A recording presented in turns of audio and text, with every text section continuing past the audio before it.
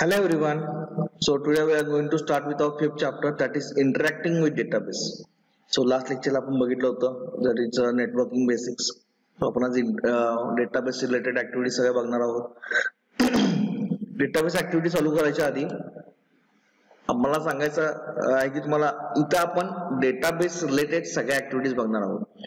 So before starting with this chapter, you must clear with all the database concepts. That is what is DML, what is DDL, त्या ज्या query आहेत त्याच्या सर्व query, okay, याचा syntax सगळं तुम्हाला यायला पाहिजे. ओके, जर ते येत नसेल तर तुम्ही पहिला डेटाबेसच्या कन्सेप्ट क्लिअर करून घ्या आणि त्यानंतर या चॅप्टरला तुम्ही येऊ शकता. ठीक आहे.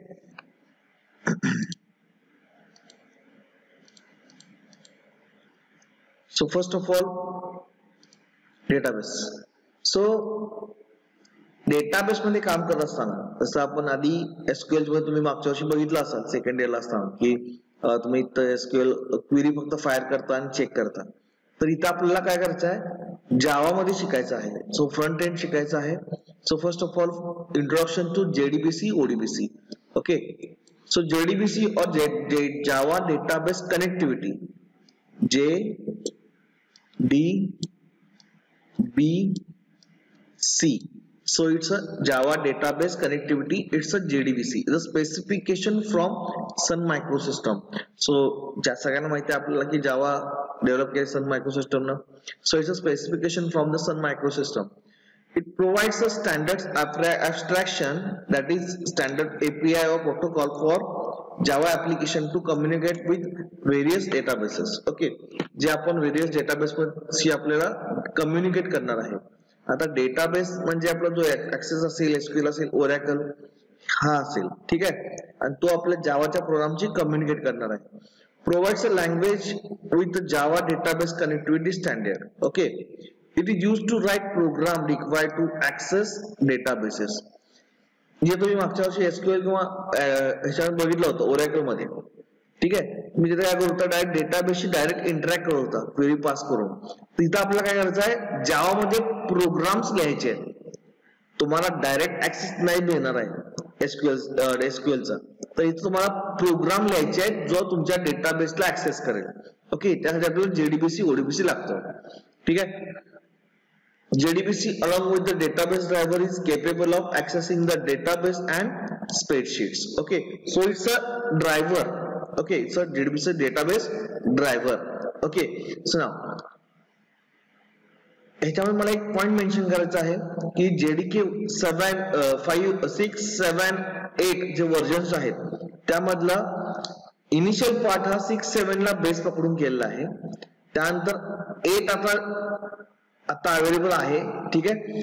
सो 8 आणि 7 मध्ये काय फरक आहे तो आपण पुढे प्रोग्राम घेणार आहोत, त्या प्रोग्राम जे आपण डिस्कस करणार आहोत.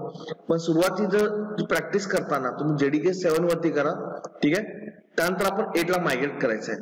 हे का करायचं तुम्हाला ते पण सांगतो नंतर. आपण जे आपलं थर्ड लेक्चर येईल आपल्या प्रोग्रामचं त्या तुम्हाला सगळं क्लिअर करतो त्याच्या गोष्टी. ठीक आहे, फक्त लक्षात ठेवा की आपल्याला जेडीके 7 यूज करायचं आहे.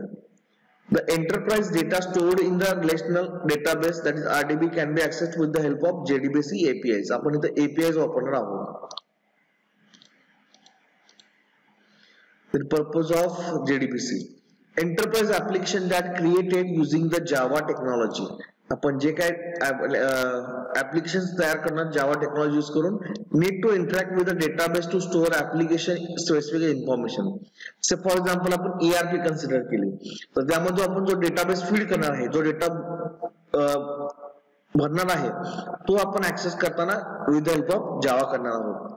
सो interacting with the database required efficient database connectivity can be achieved by ODBC. So here ODBC is an open database connectivity driver, okay, which is present in आपल्या control panel.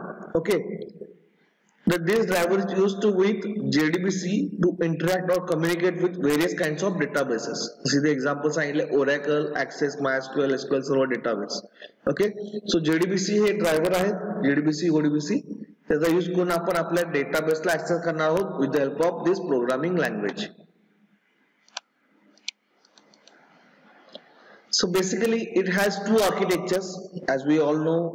That is it's a client, we can say it's a client server architecture. So here we have two types. First is 2-tier, second is 3-tier. Okay, now we'll discuss with the first of all 2 tiers. Okay, so 2 tiers, in case of this 2-tier, here is it's a first generation of client server architecture where we have 2-tier structure. That is, we have here one client and another server. Okay, it contains 2 active components, that is client that will request the data and server that will deliver the data or process the data and delivers the data. Basically, applications processing is done separately for the database queries and updates for user interface presentation. जसं मी तुम्हाला सांगितलं आता, आधी आपण काय करतो, फक्त डेटाबेसशी direct deal करत होतो आणि आता आपण काय करतो आहोत, प्रोग्राम थ्रू डील करणार आहोत. So in case of 2-tier architecture, it is done separately for database queries and updates and for user interface presentation. Usually network binds the back end and to the front end, although both tiers could be present on the same hardware. आता बऱ्याच मुलांच्या मनामध्ये गैरसमज असतो की client आणि server म्हणजे 2 वेगळे मशीन आहेत. ठीक आहे, actually it is right also. Client हा एक वेगळं मशीन असू शकतं आणि सर्व्हर वेगळं मशीन असू शकतं, पण दोन्ही आपण एका मशीनवरती जो ठेवू शकतो. ठीक आहे, so don't confuse in between the different machine and the same machine. So फक्त लक्षात ठेवा की आपल्या इथं बॅक एंड आणि फ्रंट एंड अशा गोष्टी आपण कन्सिडर करायच्या. ठीक आहे, so in case of 2-tier architecture, it can have both the architecture on the same or different machine. Okay, for example, इथं आपण घेतला एअरलाइन डेटाबेस. आता airline database hundreds or thousands of airline seats reservation application can be connect to central DBMS request and insert and modify the data. म्हणजे all over India किंवा all over world लोक त्या डेटाबेसला access करत असतात. ठीक आहे, त्या तिकीट बुकिंगच्या वेळेस. ठीक आहे, अशा वेळेस आपण काय करणार आहोत की while client process the graphics and data entry validation, the DBMS does all the data processing. आता आपण कसं आहे की बरेच वेळेला डेटा प्रोसेसिंग आणि डेटा एंट्री ह्या 2 जर गोष्टी वेगवेगळ्या ठेवल्या तर त्याचा ओव्हरलोड हा कमी होतो सर्व्हरचा. Okay, so it is also advisable to overload all the database engine with the data processing. So it must be separated. Okay, thus usually some processing also happens on the client side. So here is a simple architecture, that is, here is Java application and another is a data server. So in this diagram they are on the different machine. Okay, here client will send the request to the server will process all the data and give back response to the client and work accordingly. Okay, so this is a general structure how it works actually. Okay, now here is advantages. It's a simple, client will send the request and server will process the that request and give response for that request. So it's a simple, very simple design. Then client side scripting offloads work onto the client, and drawback it's a flat clients and inflexible. Okay, so it's flat clients and inflexible. Now we consider the 3 architecture. Before starting with the explanation of this, I would just like to remind here client, then JDBC and database server. Now just revise these things. Here is in case of 2-tier, Java application comma JDBC and database server. In case of 3-tier, Java application, JDBC and database server. So in case of 3-tier architecture, we have 3 different parts. Okay, आता याच्यामध्ये बघा, in 3-tier most of the business logic is frozen at in middle tier. So business logic तुमचा जो असेल तो या part मध्ये असेल. या पार्टला फक्त फ्रंट एंडचं काम असेल, या पार्टला फक्त तुमचं डेटाबेसचं काम असेल. So in this architecture business activity or business rule changes only the middleware must be modified. म्हणजे समजा एखादा बिझनेस तुम्ही करताय, काम करताय आणि त्यामुळे खूप चेंजेस आले आणि बिझनेस लॉजिक तुम्हाला चेंज करायचं असेल तर तुम्ही वर्कआउट करता फक्त मिडल पार्टवर करायचं. तुमचा फ्रंट एंड किंवा डेटाबेसला काही चेंजेस करायचे नाही. So it is very much useful if you are going for JDBC. Okay, so here is one more general block diagram of three-tier architecture. So it's a presentation type, that is the structure, then application and data layer. Okay, so front end layer in the three-tier system consists of user interface. Okay, it's a user interface. तुमचा जो form असेल तो, this user interface is often geographically one accessible through web browser or web-based application, and we display the contents and information useful to another end. Okay, and this style is often built on the web technologies such as HTML5, JavaScript, CSS and all. Okay, जर आपण JavaScript ला बघितलं, आपण script code आपण send करतो, ठीक आहे. So here in case of scripting we are just pre-processing the data here, that is by using the front-end applications, and in the middle tier or in application layer we are actually implementing the business logic. Okay, so now we are currently using the CSS, right? So here you can judge it, that is in the middle part here we are writing the whole business logic. Okay, now communicate with the other layers through API calls here.